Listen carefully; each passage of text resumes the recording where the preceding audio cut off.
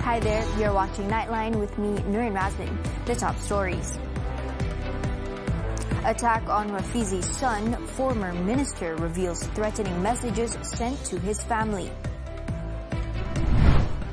And 5 senior military officers among 10 remanded after smuggling syndicate busted.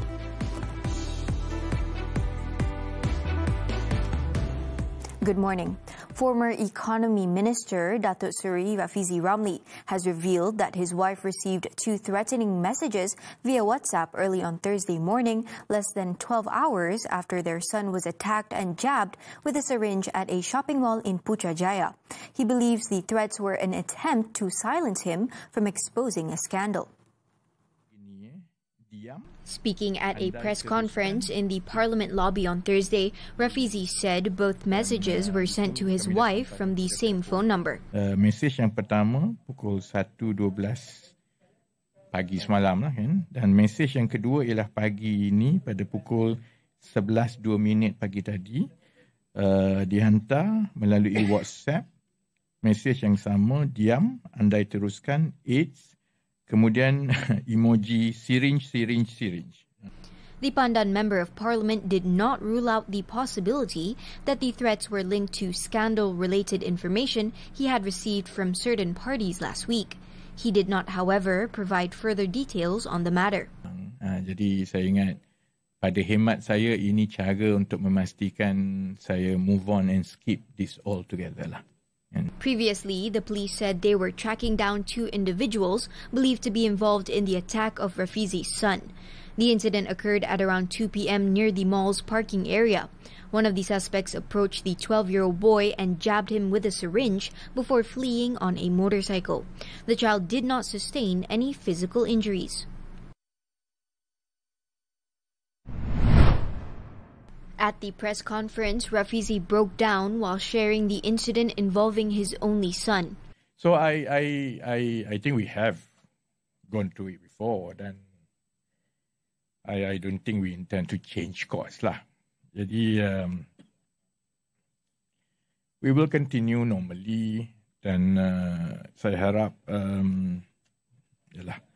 pihak berkuasa diberikan ruang yang sepenuhnya lah to do whatever they need to do. He added that his son is well and in good condition, having been discharged from Sultan Abdul Aziz Shah Hospital in Serdang and even attended school as usual on Thursday. However, according to Rafizi, his son will undergo several further tests over the next 6 months, including a full health examination. Meanwhile, Prime Minister Datuk Seri Anwar Ibrahim has promised that the investigation into the attack on Rafizi's son will be conducted thoroughly and transparently. He emphasized that the incident reflects an increasingly worrying culture of criminal behavior and that firm action must be taken against it. Anwar made the assurance in the Dewan Rakyat during the Prime Minister's question time on Thursday. He noted that an evil and extremist culture has emerged in the country, starting with acts of bullying that have led to fatalities and now worsening into the attack on Rafizi's son. Saya telah menghubungi Menteri Dalam Negeri dan Ketua Polis untuk meneruskan siasatan yang telus dan rapi kerana budaya ini sangat membimbangkan.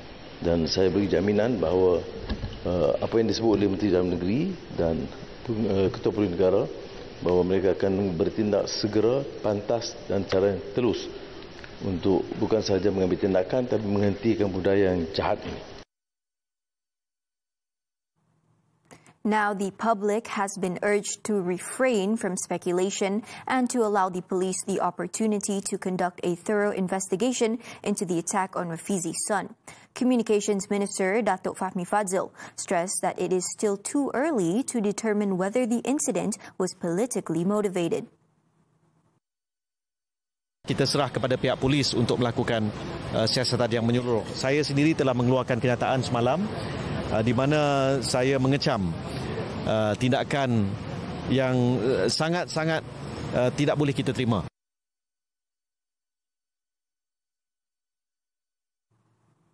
In another development, the police have opened 3 investigation papers related to the attack. Selangor Police Chief Datuk Sazeli Kahar said investigations are also looking into the threatening messages sent to Rafizi's wife. According to Shazeli, the probe is being conducted under Sections 352 and 324 of the Penal Code, as well as Section 14D of the Sexual Offences Against Children Act. However, no police report has been filed regarding the threats received by Rafizi's wife. Setakat ini 6 rakaman percakapan saksi telah diambil melibatkan pengadu report, mangsa dan juga beberapa anggota lain, beberapa individu lainlah yang berkaitan. Datuk, 6 saksi itu termasuk Datuk Sri Rafizi dan isteri sekali? Ya, termasuk. He added that authorities are still actively pursuing the 2 suspects who are riding a motorcycle based on several CCTV recordings from the scene. The police have also tightened security measures for Rafizi and his family following the incident. Moving on, 10 individuals, including 5 senior officers from the Malaysian Armed Forces, or MAF, have been remanded for 3 to 7 days to assist investigations into an alleged smuggling syndicate operating in the country's south. The remand orders were issued by Magistrate Irza Zulaika Rohanuddin at the Putrajaya Magistrates Court on Thursday, following an application made by the Malaysian Anti-Corruption Commission. The remaining suspects are 2 journalists from an online news agency, a company manager, an administrative assistant with the Malaysian Medical Association, as well as an Indonesian woman. All suspects, aged between 30 and 55, were held in a special operation dubbed Op Sohor, conducted in the Klang Valley on Wednesday. MACC Intelligence Division Senior Director Datuk Saiful Ezral Arifin said the suspects are being investigated for corruption and money laundering offences. In the operation, MACC officers also seized over 63,000 ringgit in cash, several packages believed to contain drugs, weighing and measuring equipment, and an imitation firearm. Investigations conducted over the past 12 months revealed that the syndicate allegedly paid between 30,000 and 50,000 ringgit in bribes to the officers for each smuggling operation. Meanwhile, one of the 5 senior MAF officers remanded is believed to be a drug dealer, in addition to being the mastermind of the smuggling syndicate. MACC Chief Commissioner Tan Sri Azam Baki said the discovery was made following Wednesday's operation. Azam said the MACC, together with Bukit Aman's Narcotics Criminal Investigation Department, conducted raids at several condominium units in the Klang Valley. He added that the drugs seized during the operation included MDMA, ecstasy and cannabis buds. Mereka juga dalam hal berkaitan dengan token, dipanggil token dadah ya. They might be using it for themselves, but saya dengar cerita dadah tu banyak. Jadi mereka juga menjadi pengedar ya. Azam also confirmed that the military officers were intelligence personnel stationed along the country's borders, particularly in Johor waters, with 3 holding the rank of lieutenant colonel in the Army and Navy. Based on initial investigations, the 5 senior officers are alleged to have leaked military operational information to smugglers and colluded with the syndicate to bring prohibited goods, including drugs, cigarettes and other contraband, into Malaysia from neighbouring countries. In a bid to ensure transparency in the MACC's investigation into the 5 officers, Armed Forces Chief General Tan Sri Muhammad Nizam Jaafar said his side is prepared to share any necessary information to assist in the probe. According to Muhammad Nizam, the MAF will conduct their own internal investigation but will give way for the MACC's probe to conclude first. Tapi yang ini sebab ia adalah di luar bidang kami, biarlah SPRM menyiasat dan kemudian kami akan ambil alih apa siasat sebenarnya. Kami masih menunggu bukti-bukti terperinci yang kami tidak akan mengganggu siasatan yang dilaksanakan. He added that the individuals who were remanded were part of the Malaysian Defence Intelligence Organisation and were immediately replaced in their roles. The investigating officers involved in the probe into the death of Zara Khairina Mahathir are now being investigated by Bukit Aman. Federal Police Integrity and Standards Compliance Department Director Datuk Hamzah Ahmad said his department is currently reviewing the incident, including for non-compliance with investigation procedures involving the death of the 13-year-old student. When asked whether the probe also involved supervisors such as the head of District Criminal Investigation Department and District Police Chief, Hamzah said all matters concerned are still under investigation by his department. On Wednesday, findings of the Bukit Aman Task Force investigation team revealed elements of non-compliance with investigation procedures involving the teen's death.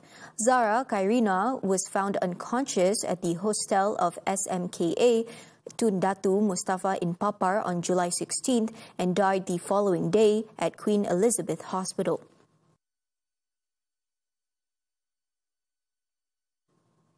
The rationalization of Petronas's asset portfolio is being carried out independently without any political interference. Prime Minister Datuk Seri Anwar Ibrahim said the ongoing evaluation of its upstream assets is guided solely by the National Oil Company's commercial judgment and strategic considerations.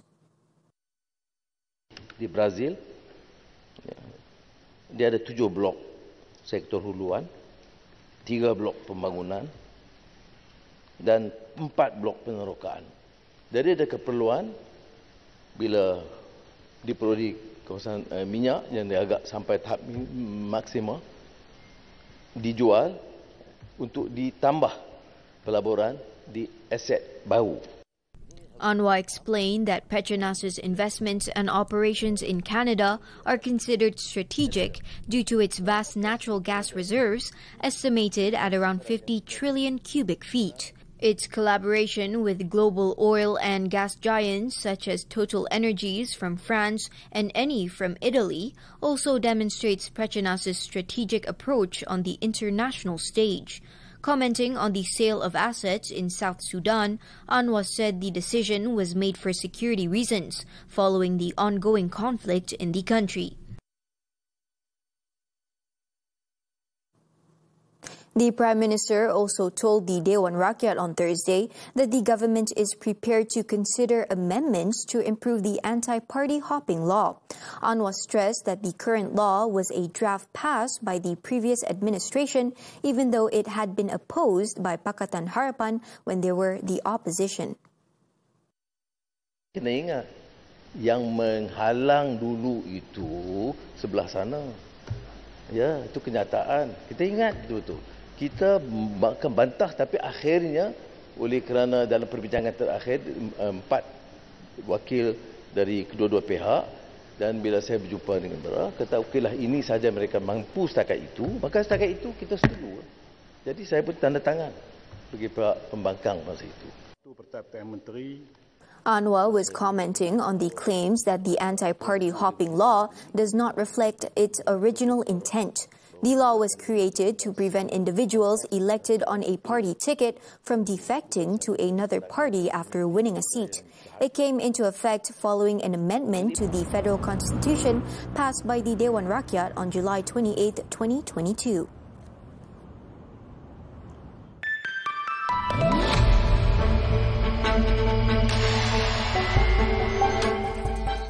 The Employees Provident Fund on Monday posted an investment income of 38.92 billion ringgit for the first half of 2025. This marks a 3% increase from 37.90 billion ringgit in the same period last year. For the second quarter of 2025, EPF's total investment income jumped 22% to 20.61 billion ringgit, led by equities, which contributed 13.77 billion ringgit amid a strong rebound in global markets. Fixed income generated 6.73 billion ringgit, helping preserve capital and cushion market volatility. As of June 30th, EPF's total investment assets stood at 1.31 trillion ringgit, up 8% year-on-year, with international investments making up 39% of the portfolio. EPF Chief Executive Officer Ahmad Zulkarnain said the fund will maintain a prudent long-term strategy to safeguard members' retirement savings against external headwinds. Efforts to consolidate idle rubber plantation plots owned by smallholders are underway to boost Malaysia's rubber production. Plantation and Commodities Minister Datuk Seri Johari Ghani said the move is crucial in reducing the local industry's dependence on imported rubber. Johari revealed that Malaysia produces only about 350,000 metric tons of rubber annually, while importing 1.1 million metric tons to meet domestic demand, far below the actual production capacity of rubber plantations nationwide. He also urged those who are no longer cultivating their land to cooperate with the relevant agencies to ensure it can be replanted with rubber. Tidak usahakan lagi, maka dia boleh serah list kepada pihak Lembaga Getah Malaysia untuk kita uruskan bersama-sama dengan Rizdah untuk kita aktifkan supaya kita dapat mengurangkan import getah ini daripada dunia. He explained that the consolidation and replanting of rubber plantations will continue under the 13th Malaysia Plan, with a focus on assisting smallholders. On another matter, Johari said political stability is crucial to the country's economic growth, particularly in the plantation and commodities sector. He noted that current stable conditions have enabled his ministry and other agencies to implement various initiatives, including strategies to boost exports and tackle current economic challenges. The U.S. Treasury Department has temporarily lifted certain financial sanctions against Russia until August 20th, ahead of a summit between U.S. and Russian leaders in Alaska on Friday. In a statement on Wednesday, the Treasury's Office of Foreign Assets Control said the exemption only covers transactions necessary to attend or support the meetings and does not unblock any frozen assets. The face-to-face meeting between Donald Trump and Vladimir Putin will be the first between sitting U.S. and Russian presidents since 2021. It will also mark the first time a Russian leader sets foot in Alaska since the territory was sold to the U.S. in 1867.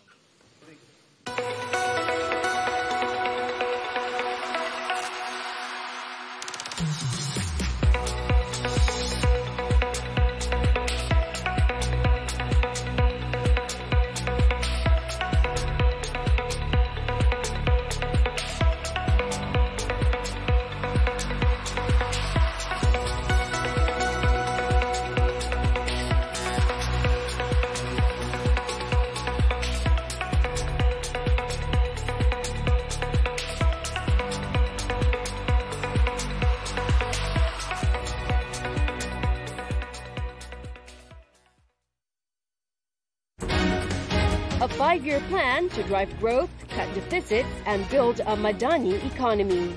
We break down the 13th Malaysia Plan, the nation's blueprint for inclusive, sustainable development. Zahir Kelvin Ong Abdullah speaks with non-resident senior fellow at the Malaysian Institute of Economic Research MIER, Datuk K. Yogasbaran. Only on Money Matters, this Saturday at 5 p.m. on TV3 and stream on Tuntun. Woman remanded over knife rampage. This and more from the local front when we come back.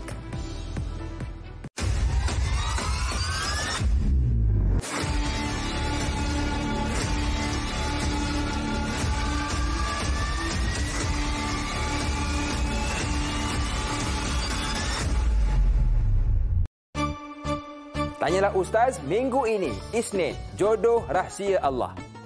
Selasa, solat dan waktunya bahagian 2.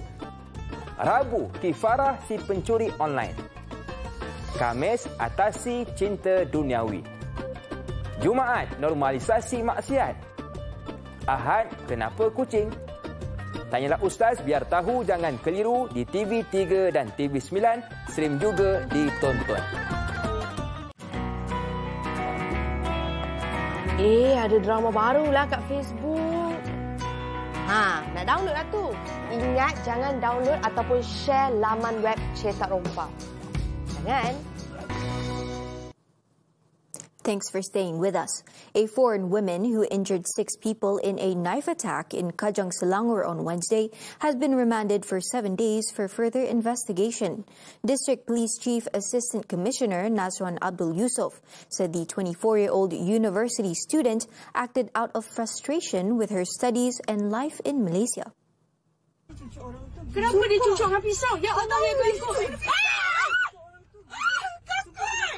The incident happened at 11:58 a.m. when she drove recklessly and hit 3 motorcyclists before exiting her vehicle and attacking members of the public with a knife.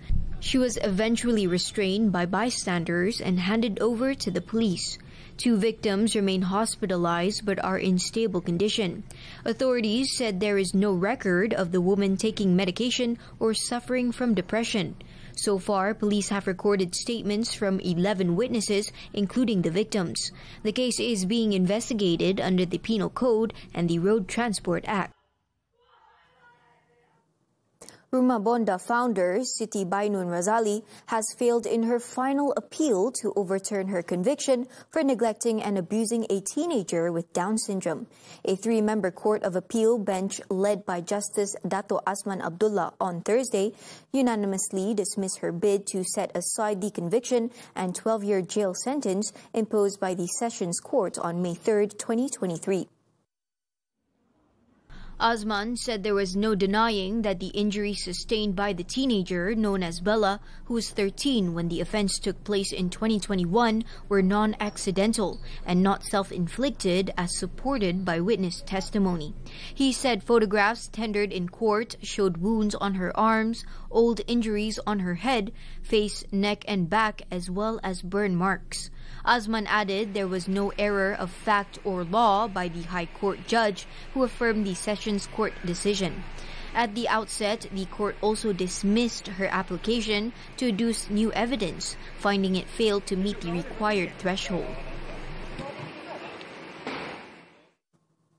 In Johor, a law student was charged at the Segamat Sessions and Magistrates Courts with 8 counts of causing the death of an elderly woman, arson and criminal intimidation. The 21-year-old accused, Chu Hong Jo, however, pleaded not guilty to the charges. According to the charge sheet, Chu allegedly caused the death of 72-year-old Tan Agek at a house in Kampung Bukit Siput on July 25th. The second-year student at a private university in the Klang Valley also faces 5 charges of committing mischief by fire involving 5 houses at the same location. In the magistrate's court, Chu was slapped with 2 more counts of criminal intimidation against 2 individuals at a place of worship and a residential property in Kampung Bukit Siput and Taman Ria, respectively. It was reported that an elderly woman was found burned to death in her kitchen after a fire started by an arsonist destroyed 5 houses in Segamat last month. Police later arrested the suspect, who was allegedly hired by a Singaporean loan shark syndicate to set fire to a debtor's home using a Molotov cocktail. The fire, however, spread to the neighboring houses, trapping and killing the victim. Tens of thousands rally in Indonesia for local leaders' resignation. The details when Nightline returns. Pat, aku nak tanya ni, suka matcha atau suka kopi? Kopi boleh, matcha pun boleh. Proses bedah siasat mayat bantu rungkai suatu persoalan. Had usia wajar untuk dapatkan pendidikan akan kami bincangkan. Gelandangan di lokasi awam mengganggu keselesaan dan keselamatan masyarakat. Soal wang biar apa, asal berkaya. MSI Isnin hingga Jumaat 10 pagi. Juga di aplikasi tonton. Hanya di TV3. Tanyalah Ustaz minggu ini, Isnin, jodoh rahsia Allah. Selasa, solat dan waktunya bahagian 2. Rabu, kifarah si pencuri online. Khamis, atasi cinta duniawi. Jumaat, normalisasi maksiat. Ahad, kenapa kucing? Tanyalah Ustaz biar tahu, jangan keliru di TV3 dan TV9. Stream juga di Tonton. News from the foreign front. At least 23 Palestinians, including 10 aid seekers, have been killed since dawn in Israeli attacks on Gaza City and an aid point near southern Gaza's Rafah. 8 other people were reportedly killed by Israeli tank shelling in Gaza City's Zaitun neighborhood, while 2 others died in a similar attack in Tufa. Local health authorities also reported trapped and wounded civilians unable to access medical help. Gaza's health ministry, meanwhile, said 4 more people have died from starvation and malnutrition in the past 24 hours. Over 30 people were killed on Thursday as powerful torrents driven by intense rain smashed into a Himalayan mountain village in India-administered Kashmir. The disaster struck Chiasoti town in Kishwar district, a key stopover on a popular pilgrimage route, washing away both a community kitchen and a security post in the village. Officials said 34 bodies have been recovered, while 35 injured people have been rescued. Initial reports suggest that around 50 people were swept away in the deluge. This comes a little over a week after a heavy flood and mudslide engulfed an entire village in the Himalayan state of Uttarakhand. Around 100,000 residents took to the streets of Pati Regency in central Java, calling for the immediate resignation of its district head, Regent Sudewu, following widespread anger over his controversial tax hike. Protesters reportedly began gathering before dawn on Wednesday outside the regional administration office in Pati, with many arriving on trucks from various areas across the Regency. Tensions escalated as protesters threw objects at police barricades, while security forces responded by firing tear gas and spraying water cannons to disperse the crowd. At least 40 people were injured and required hospital treatment due to the violence. The protest was sparked by Sudewu's plan to increase property taxes by up to 250% in certain areas in the Regency only about 2 months into his term.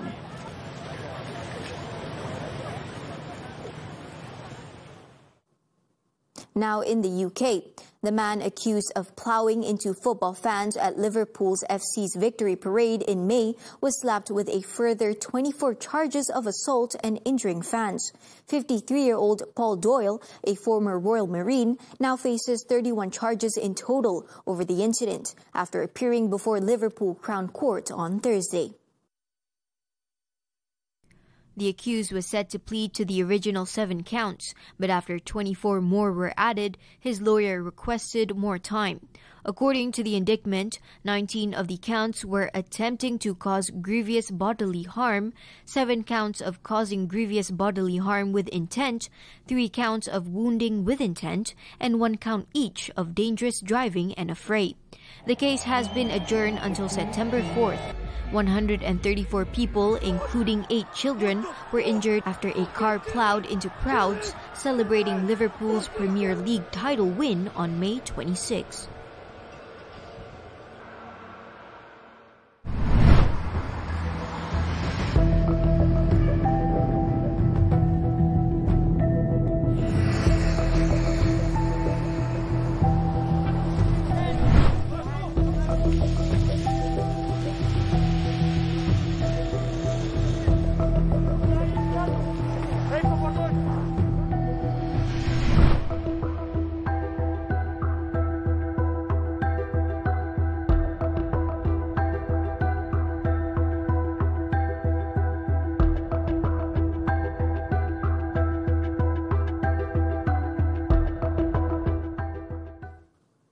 On to sports now, football. Super League clubs will face bi-monthly financial checks throughout the 2025-2026 season to ensure compliance with the Malaysian Football League's Financial Fair Play or FFP rules. The FFP unit will conduct 5 reviews, with clubs required to submit reports on income, expenditure, salaries, and statutory contributions every 2 months. The first deadline is October 16th, covering August and September. The independent first instance body, FIB chairman Sheikh Nasir Sheikh Sharif, said any arrears will be referred for action with sanctions possible under Articles 10 and 14. He confirmed that all clubs have submitted their budgets, sponsors agreements, and player salary details along with declarations of arrears as of June.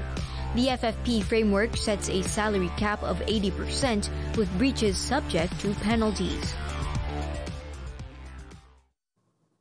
Still on football, Paris Saint-Germain head coach Luis Enrique claimed Tottenham Hotspur deserved to win, despite his side's dramatic comeback to clinch the UEFA Super Cup after trailing 2-0. Speaking to the media after the game, the 55-year-old Spaniard admitted the result was not a fair assessment of the game. Pour être honnête, je pense que ne mérite pas cet trophée parce qu'on a pu voir la différence entre une équipe comme Tottenham qui porte 6 semaines d'entraînement et nous seulement 6 jours.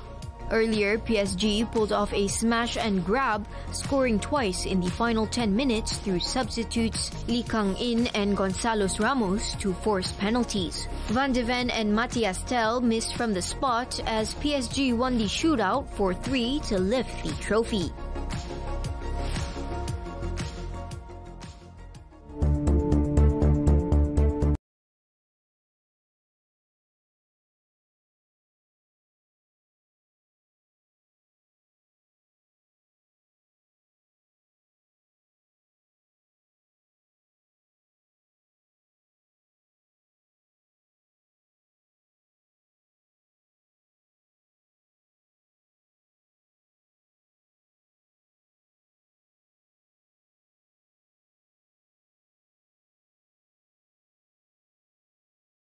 Domjan, who set a new altitude record for a solar-powered electric plane, reaching 9,521 meters. With that, I'm Nurin Razmyn. Thank you for watching and stay safe.